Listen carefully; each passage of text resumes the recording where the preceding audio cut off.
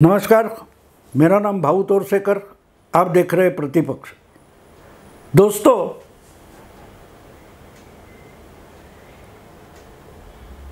अठारहवीं लोकसभा के मतदान का पहला चरण 2 दिन में शुरू होने वाला है और अभी भी पूरे देश में जो 543 लोकसभा सीटें हैं उस पर बीजेपी हो या एनडीए हो या इंडी अलायंस हो, इन दोनों गठबंधन या पार्टियों के सारे उम्मीदवार सामने नहीं रखे गए। बहुत सारे चुनाव क्षेत्र है जहां बीजेपी के हो या कांग्रेस के हो या बाकी और दलों के हो, उम्मीदवार घोषित नहीं हुए, जबकि सबको मालूम है कि कौन सी सीट कौन सी पार्टी लड़ने वाली है।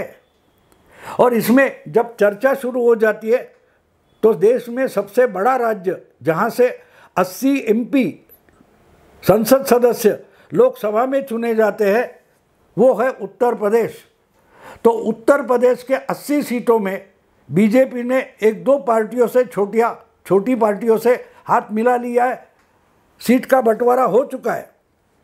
लेकिन कांग्रेस और अखिलेश की समाजवादी पार्टी, इनमें जो अलायंस यूपी के लिए बनी है वहाँ का सीट बंटवारा हो गया है। कुछ 17 सीट कांग्रेस लड़ेगी और बाकी सीट अखिलेश की समाजवादी पार्टी लड़ेगी। मायावती पूरी की पूरी स्वतंत्र रीत 80 की 80 सीटें लड़ाएंगी, ये तो तय हो चुका है। बात यह है कि इसमें भी 80 सीटें अलग जब हम देखते हैं तो उसमें 78 सीटों पर ज़्यादा चर्चा नहीं होती जितनी सिर्फ 2 सीटों पर होती है, और वो सीटें हैं अमेठी और रायबरेली, जहां से पिछले 6 दशकों से कांग्रेस पार्टी और पर्टिकुलरली गांधी परिवार का कोई ना कोई उम्मीदवार लड़ा है और जीत कर आया है। मानो ये इनका गढ़ माना जाता है। लेकिन रायबरेली से पिछले लोकसभा में लगातार 3 बार या 4 बार चुनकर आई हुई सोनिया गांधी जो है, उन्होंने लोकसभा ना लड़ने का फैसला किया है। इसलिए राजस्थान से होकर वो राज्यसभा पहुंच गई है। यानी उन्होंने राज्यसभा जाकर ये बता दिया था कि मैं 18वीं लोकसभा का चुनाव है उसमें उम्मीदवार नहीं हूँ। दूसरी तरफ उसकी बगल वाली सीट है अमेठी, जो संजय गांधी, राजीव गांधी तक लड़े थे, सोनिया गांधी भी लड़ी थी। और पिछले 2 चुनाव राहुल गांधी 3 चुनाव 4, 9 और 14 राहुल गांधी वहाँ से जीत कर आए थे। लेकिन 2019 के चुनाव में उनको पहले से ही अंदाज़ा आ गया था कि मैं अमेठी बुरी तरह से हारूंगा। जहाँ तक मुझे याद है, वैसे देखिए तो सोनिया गांधी हो या राहुल गांधी हो, वो अमेठी और रायबरेली से कुछ भी काम नहीं किए, फिर भी लगातार चुनकर आ रहे थे और चुनाव लड़ रहे थे। पहली बार उनको किसी ने चैलेंज दिया तो वो बीजेपी ने स्मृति ईरानी को वहाँ से चुनाव लड़ाकर राहुल गांधी के सामने बड़ी चुनौती खड़ी कर दी थी। वरना अखिलेश की समाजवादी पार्टी हो या मायावती की बहुजन समाज पार्टी हो, वो कांग्रेस के साथ हाथ मिलाए या ना मिलाए, यूपी में 2 सीटें गांधी परिवार के लिए छोड़ देती थी। वहाँ से सपा या बसपा का उम्मीदवार होता ही नहीं था। यानी इनके जो सपा बसपा के वोटर थे उनको चॉइस नहीं था, या तो बीजेपी को वोट दो या सोनिया या राहुल को दे दो। लेकिन 2014 में स्थिति बदली और पहली बार बीजेपी ने कोई सीरियसली बड़ा नाम वाला कैंडिडेट वहाँ खड़ा कर दिया और स्मृति ईरानी उस चुनाव में हार गई थी। लेकिन लगातार 5 साल अमेठी में जाती रही, लोगों से मिलती रही, और 2019 का चुनाव आ गया तब तक उन्होंने अपने पैर जमा लिए थे और राहुल गांधी के लिए बड़ा चैलेंज खड़ा कर दिया था। लेकिन चुनाव सामने आने तक कांग्रेस या राहुल गांधी को उसका पता तक नहीं था। इसका ये कारण है कि सोनिया हो या राहुल गांधी हो, गांधी परिवार का कोई भी हो, रायबरेली या अमेठी से चुनकर लोकसभा पहुंचते थे, लेकिन मुड़कर अपने चुनाव क्षेत्र की तरफ देखते भी नहीं थे। वहाँ के लोग जीते हैं मरते हैं, उनकी हालत क्या है, बिल्कुल नहीं देखते थे। हाँ, पिछले 20 साल से उस चुनाव क्षेत्र पर राहुल हो या सोनिया गांधी हो, उनकी तरफ से ध्यान रखने की जिम्मेदारी प्रियंका गांधी ने उठाई थी। इसलिए जब 2019 के चुनाव में पहली बार प्रियंका वाड्रा अमेठी पहुंची, अपने भाई का चुनाव क्षेत्र और उसका प्रचार करने के लिए पहुंची, तो 1-2 दिन में उनको पता चल गया था कि गड़बड़ है, अपना भैया 2019 के चुनाव में हार जाएगा। इसकी पहली आशंका प्रियंका वाड्रा के मन में पैदा हुई थी और इमीडिएट उन्होंने कहा था अपनी मां को कि कुछ भी करो लेकिन अमेठी में आ जाओ और देखो क्या हालत है। और जब सोनिया गांधी ने दौरा किया, रायबरेली और अमेठी का साथ में दौरा किया, तो उनको भी पता चला कि बेटा हार जाने वाले। स्मृति ईरानी राहुल गांधी को हरा सकती है, ये सबसे पहले अगर किसको पता चला था और किसने मान लिया था तो वो थी प्रियंका वाड्रा और उनकी मम्मी सोनिया गांधी। तो इन्होंने तय किया था कि अगर राहुल गांधी अमेठी में हार जाते हैं तो लोकसभा पहुंचेंगे ही नहीं। और याद होगा आपको 2019 का चुनाव जब हुआ तो राहुल गांधी कांग्रेस के सिर्फ एक नेता नहीं हुआ करते थे। राहुल गांधी उससे 1.5 साल या 1 साल पहले कांग्रेस के अध्यक्ष बन गए थे। यानी अमेठी में अगर स्मृति ईरानी जीत जाती और राहुल गांधी हार जाते तो वो कांग्रेस के प्रेसिडेंट की हार हो सकती थी। इसलिए ये तय किया गया कि अब तो जो पर्चा भरा है उससे तो पीछे नहीं हट सकते, वो तो समय निकल गया। तो अमेठी में हार होती है तो उसका सामना करना ज़रूरी है, उससे भाग भी नहीं सकते क्योंकि पैर अटका है, पर्चा भरा है। इसलिए लोकसभा 17वीं लोकसभा में पहुंचना है तो राहुल गांधी को और किसी चुनाव क्षेत्र से लड़ना पड़ेगा। ये मानकर ही सेफेस्ट सीट जिसको मानते हैं, ऐसी केरल में वायनाड की सीट राहुल गांधी के लिए चुनी गई, निकाली गई सेफ सीट, जहां लाखों के फर्क से कुछ भी ना काम कर भी राहुल गांधी जीत सकते हैं। और इसीलिए मुस्लिम लीग को राज्यसभा की एक सीट कांग्रेस ने दे दी थी ताकि वायनाड में राहुल गांधी जीत सके। ये मैं सब पहले की घटनाएं इसलिए बता रहा हूं कि आज भी एक सवाल खड़ा है कि रायबरेली से सोनिया गांधी ने क्लेम छोड़ दिया है, वो लड़ने वाली नहीं है, तो क्या रायबरेली से गांधी परिवार का कोई कैंडिडेट लड़ेगा नहीं? और अमेठी, वहाँ भी राहुल गांधी ने अभी अपनी उम्मीदवारी डिक्लेयर नहीं की है, बल्कि वायनाड में उन्होंने पर्चा तक भर लिया है। मतलब राहुल गांधी अमेठी से लड़ेंगे नहीं, यह ऐसा लोगों का मानना है। इसीलिए 80 सीटें हैं उत्तर प्रदेश में, फिर भी चर्चा हो रही है तो वो अमेठी और रायबरेली के लिए चर्चा हो रही, क्योंकि क्या गांधी परिवार ने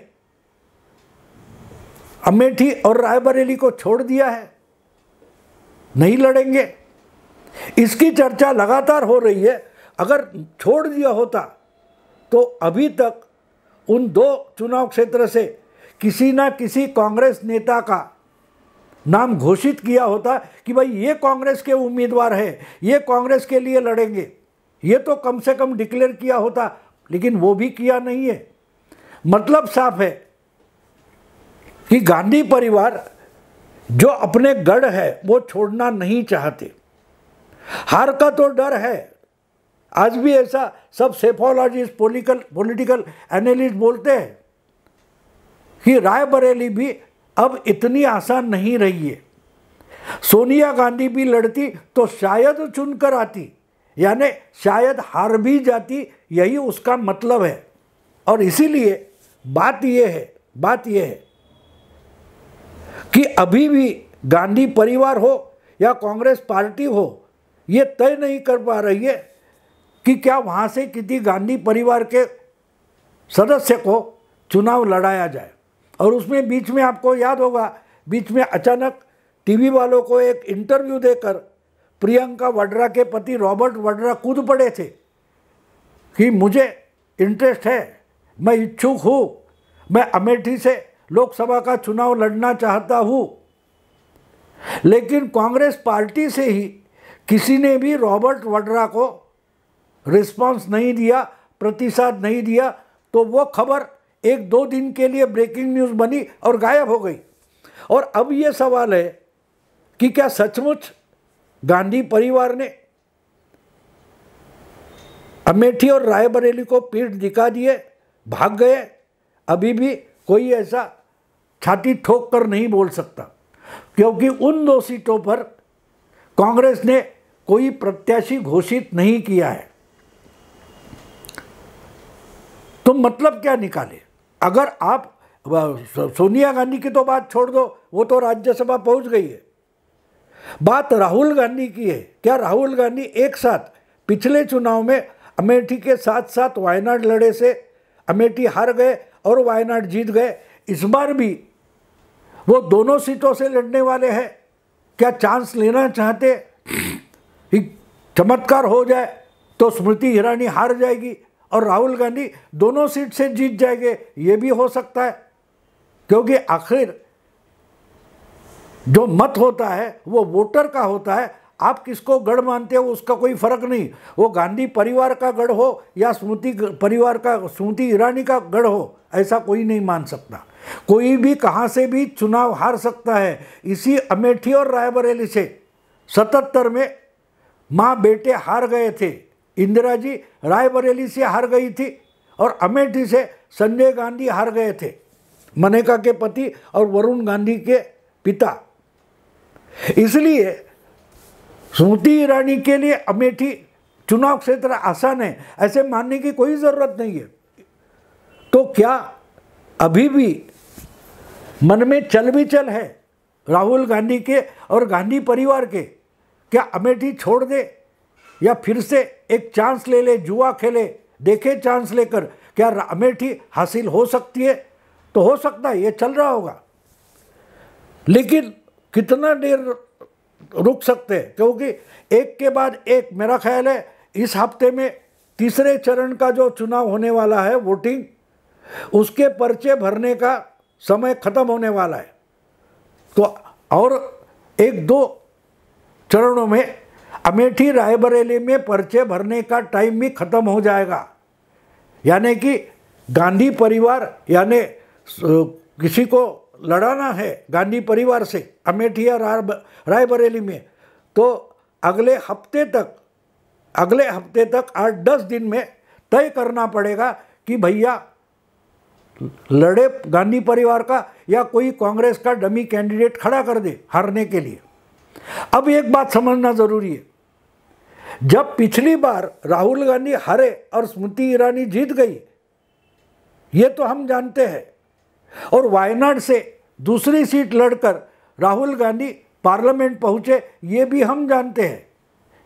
लेकिन पिछली बार ये हुआ था कि राहुल गांधी अपनी अमेठी परंपरागत सीट जो है वहाँ से पहले ही प्रत्याशी घोषित हुए थे और उन्होंने पहले ही पर्चा भर दिया था, उम्मीदवारी भर दी थी। जब उनकी बहन वहाँ पहुँची और जब मन में आशंका जागृत हुई कि भाई गड़बड़ है, अपना भैया अमेठी से हार सकता है, तो बेटी ने माँ को और भैया को बुलाकर समझाया कि यहाँ गड़बड़ लगती है, अगर किसी भी हालत में पार्लियामेंट पहुँचना है तो दूसरी सेफ सीट ढूंढनी पड़ेगी। और वही हुआ। अमेठी में वोटिंग होने से पहले राहुल गांधी ने वायनाड से भी लड़ने की तैयारी कर दी और फटाफट जाकर वायनाड से अपना पर्चा भर दिया था। यानी जब गारंटी लगती थी संयम छूट गया था, डर लग रहा था लड़ने का, तब दूसरा चुनाव क्षेत्र ढूंढा था। लेकिन आज उल्टी स्थिति है। अगर आज ही राहुल गांधी अमेठी से पर्चा भरते हैं तो वायनाड के लोग बोलेंगे कि अगर ये वहाँ से चुनकर आए तो वायनाड को छोड़कर भागेंगे, क्योंकि वो तो अमेठी राहुल गांधी की पारंपरिक सीट है। अगर वहाँ फिर से जीत जाते हैं तो वायनाड को छोड़ देंगे, और ये वायनाड को छोड़ देंगे और अमेठी बचा के रखेंगे। यही तो इनके खिलाफ एक उम्मीदवार है एनी राजा, ये कर रहे। इंडिया अलायंस का ही जो एक दल है communist party of India CPI, उसके जो जनरल सेक्रेटरी है उनकी पत्नी एनी राजा वायनाड से चुनाव लड़ रही है, राहुल गांधी के खिलाफ चुनाव लड़ रही है। और उन्होंने यही प्रचार चलाया है कि राहुल गांधी तो बाहर के हैं और वायनाड के साथ साथ अमेठी भी लड़ाएंगे और दोनों जगह से जीत जाएंगे तो बाद में वायनाड छोड़ सकते हैं। लेकिन मैं केरलाइट हूँ, एनी राजा केरल की है और जीत जाएंगी तो यही रहेगी, कहीं नहीं भागेगी। लेकिन राहुल गांधी अमेठी वापस जीत जाते हैं तो वायनाड छोड़कर भागेंगे, ये CPI का प्रचार है। तो इसलिए आज ही अगर राहुल गांधी अमेठी से पर्चा भर देते हैं तो एनी राजा का जो आरोप है वो सच साबित होता है। और इसी कारण शायद दो जगहों से लड़ने वाले राहुल गांधी के लिए वायनाड के वोटिंग से पहले अमेठी में पर्चा भरना भी पाप हो सकता है, नुकसानदेह हो सकता है। और शायद इसीलिए पहली राउंड में वायनाड का वोटिंग होने वाला है। इसी हफ्ते वायनाड का वोटिंग पूरा होने वाला है और वायनाड का वोटिंग होने के बाद भी अमेठी में पर्चा भरने का टाइम बचता है, मुहूर्त बचती है। इसीलिए शायद अमेठी और रायबरेली दोनों सीटें खाली रखी गई है। वायनाड के वोटिंग के बाद भी राहुल गांधी चाहे तो या तो अमेठी या तो रायबरेली, दो में से एक सीट पर राहुल गांधी अपना पर्चा भर सकते हैं। ये हमको समझ लेना चाहिए। तो अभी भी गांधी परिवार ने रायबरेली और अमेठी को पीठ नहीं दिखाई है। वो सोच विचार में पड़े हैं कि कम से कम एक सीट तो लड़नी चाहिए, और अमेठी अगर नुकसानदेह है तो राहुल गांधी रायबरेली से लड़ सकते हैं, तो इसीलिए शायद ये दो सीटें खाली, नाम घोषित नहीं किया लेकिन खाली रखी है। यानी वायनाड का वोटिंग खत्म होने के बाद राहुल गांधी अमेठी या रायबरेली से अपनी प्रत्याशी यानी पर्चा भर सकते हैं उम्मीदवारी का। देखते हैं आगे क्या होता है। मैं ये रुकता हूँ। अगर वीडियो पसंद आए तो लाइक कीजिए, शेयर कीजिए, सब्सक्राइब कीजिए। नमस्कार।